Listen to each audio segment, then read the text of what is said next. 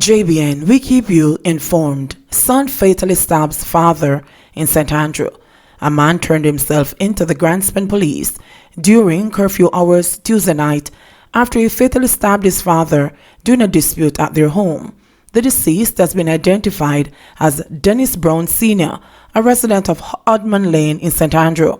According to information received sometime after 8 p.m., the father and the son had a dispute, during which the latter used a knife to stab the former. The injured man was rushed to the hospital where he was pronounced dead on arrival. The St. Andrew North Police have launched a probe. Firefighters electrocuted as they battle St. Andrew blaze. 2 firefighters who were on Monday electrocuted during a bushfire on Skyline Drive in Jackson, St. Andrew, have now been released from hospital. Head of the Kingston and the St. Andrew Fire Department, Superintendent Julian Davis Buckle, said the men somehow came in contact with electrical wires and had to be rushed to hospital. They were on one of several teams in the corporate area that spent hours fighting bushfires on Monday. It's like everything came in at once, said Davis Buckle, referring to the number of calls received by units of the Kingston and the St. Andrew Fire Department.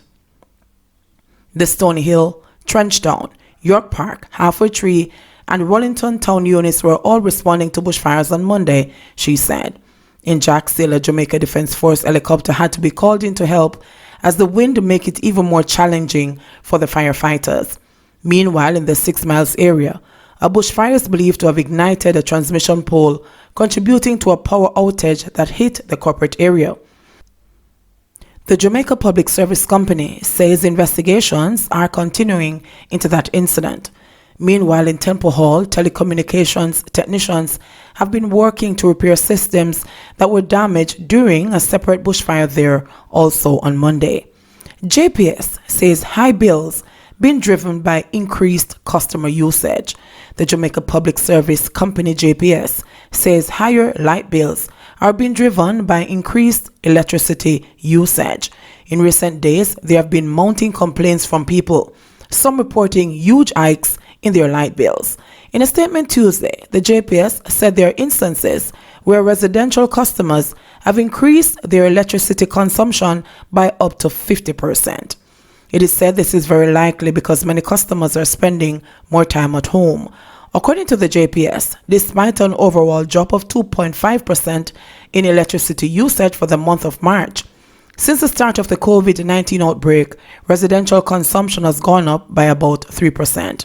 In several instances, persons who would have been out of the home working for at least 8 hours are now working at home, alongside children who are being homeschooled due to safety measures introduced to limit the spread of COVID-19, said the JPS spokesperson in the statement.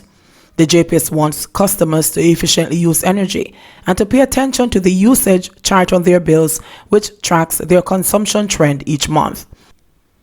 Customers who used the same number of kilowatt hours in the present bill as the previous one will notice that their current bill has remained relatively level, said the JPS spokesperson. In the meantime, the JPS has sought to explain the impact of lower world oil prices on light bills. It said up to a few years ago, JPS was more than 90% dependent on oil, which meant customers' bills were impacted by the volatility of oil prices. However, it said since then, both the JPS and the government have sought to diversify Jamaica's fuel mix to protect customers and promote energy security. Today, the fuel mix is approximately 1/3 oil and 2/3 liquefied natural gas, with a small percentage in renewable, said the JPS spokesperson, adding that at present, LNG prices remain constant and higher than oil. As a result, it said the fall in oil prices will not register significantly on bills. CMU admits to breach in hiring Othniel Lawrence.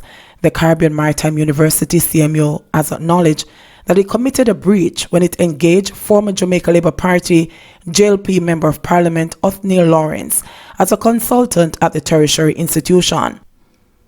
In a special audit of the CMU, which was tabled in Parliament in January, Auditor General Pamela Monroe Ellis said that the contract did not specify the services to be performed and quantifiable deliverables on which payment would be based. However, a review of the advisor's reports revealed that role was limited to the engagement of unattached and at-risk youths to the CAPIS program. In a document submitted to Parliament's Public Accounts Committee (PAC), Permanent Secretary in the Ministry of Education, Dr. Grace McLean, said the ministry is now moving to end the contract given a slowdown in the program. Steps have been taken to terminate the contract in light of the fact that the university's unattached youth programs have been reduced significantly and will end within the next 2 months, with the one that the consultant is directly involved in to end in March 2020. Permanent Secretary in the Ministry of Education, Dr. Grace McLean, said in a document submitted to Parliament's Public Accounts Committee (PAC). According to McLean, the termination clause of the contract will be activated as there will be no other work in that regard. This has been submitted to the Solicitor General for a written opinion. This will also be taken to the Council, the CMU Council, for approval for termination, she stated. When the ministry was contacted for a comment on the status of the termination, a ministry representative indicated that it will not comment on matters related to the report before they have been addressed by Parliament. Monroe Ellis had reported that the institution engaged Lawrence, an independent consultant, for 3 years at a contract sum of $5.1 million per annum to liaise between CMU and other government agencies, provide advice, support new business, and represent the university. The terms of the agreement contained provisions for both contract for services consultant and contract of service employee. Monroe Ellis said that the advisor was eligible for gratuity up to a maximum of 25% to be paid annually after 2 years of continuous service. The contract also indicated that the advisor is eligible to participate in the group health insurance scheme offered by CMU.